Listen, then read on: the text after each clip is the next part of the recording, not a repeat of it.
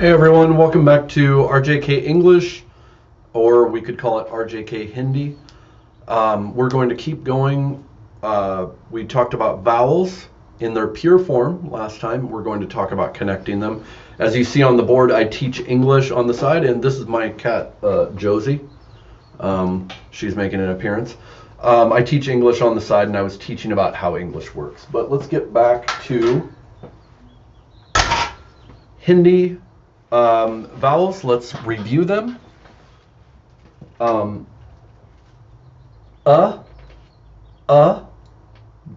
but, like father, I like his, E like please, like put, U like boot, A like cake, except in English it goes cake. And in Hindi, we have pure vowels, like Spanish, Italian, pure vowels. Cake. A, like bat. O, like boat. A, like boat, but without the O that we have often in American English, just pure vowel, boat. And A, like ball, or awful, awful. Now we're going to learn how to connect these. And again, I'm going to teach you fully, but I want to give you an idea of how this works. If you look back at video 1, we did this with the word Hindi. But now I'm going to show you that Hindi is a sound packet language. So English, and when I write in Romanized English, if I write the word incredible, it's I-N-C-R-E-D.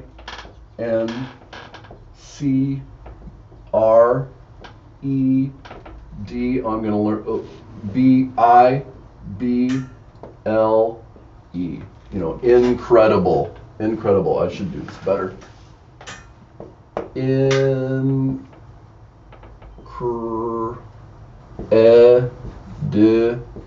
going to do the same thing. Bull. Okay? Now, when I actually say it, it's kind of in groups. Incredible. Incredible. But in Romanized English, we write it like this. We write it separately. Now, Hindi will look more like this.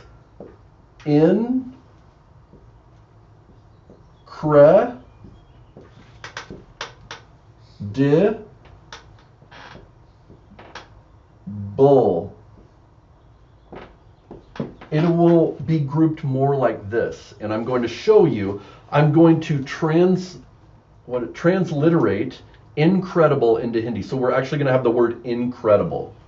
So, sorry.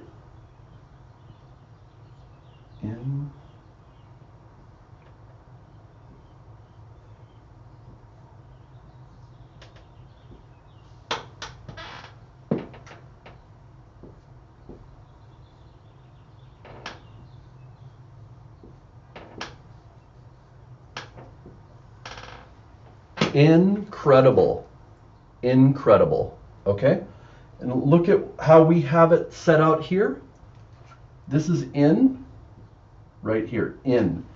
I, this is the I sound with the N after it, in.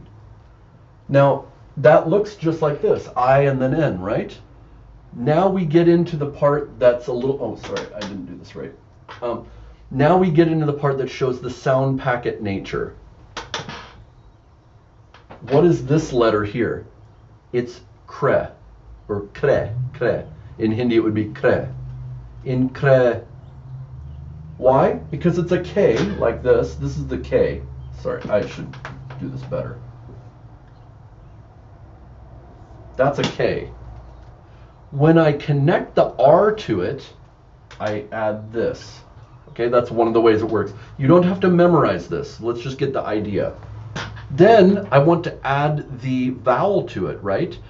The vowel in Hindi, if there's a consonant and then a consonant, the set vowel is the sound, and you'll see it at the end, okay?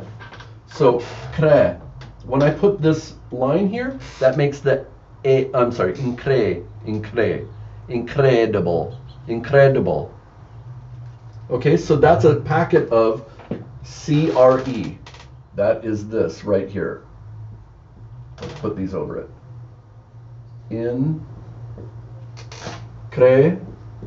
Now, de. Notice I go de, because it's the hard D. Do you remember the last time we got introduced to the soft D? The de? That's this one. The soft D. But this is the hard D. And when English gets moved into Hindi, it gets translated to the da. And we'll talk about what that sound is. That is the sound that sets South Asia apart from the rest of the world. It's that da sound, da and ta. Okay? But the I comes before it. Do you notice how important that is, that the I, that I think of it as a packet instead of I'm doing one letter after the other? Because you would mess this up every time. I would start writing incredible. I would start writing it like this. Sorry, I should. So just follow my logic here. I would start writing it. I would do this correctly. And then I would go de, and then I'd need to put that line there because it would come after it, right? But actually the I, when I make a I sound after the consonant, like de, I have to put that line before. Well, I can't go back in time, right? So I have to think about Hindi or Devanagari as a sound packet system. The packet is de. So when I think of writing de, I immediately put the line there already and connect them. Okay? If it's D, it's a little easier because D comes after it, like that, but it comes before it. De. Let's put that here. De. And now we need to make bull. Bull. Now notice, I'm sorry, you wouldn't notice this. I haven't taught you this yet. This is the B. This is the L. Bull. What's missing? The vowel is missing, right? So this letter, never appears, rarely, I should say rarely, never appears between two consonants when it's actually in a word. This is bul. So the base vowel of Hindi is And so when you see two consonants, between it is an bul, bul. So we know this, we saw this on our vowel, right? In, kre. What's this right here? That is this sound, Kre, di, back to this. That I is how the I sound is connected in Hindi. The reason this I is showing up here is because it's the starting sound. In, kre, di, bul. What is in here? Right in there is this letter here. Okay? Now, I hope this is clear to you, and I hope it's exciting you.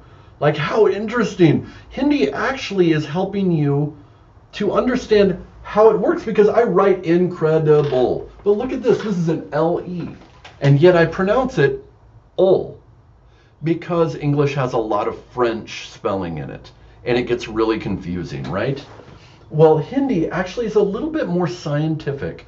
Probably the most scientific script in the world, in my opinion, and I think in a lot of people's opinion, is Korean. The Hangul alphabet is probably the best alphabet, maybe the best alphabet created. But Hindi is pretty close to it. So it makes it easy. Now, you've heard of Krishna, right? Krishna?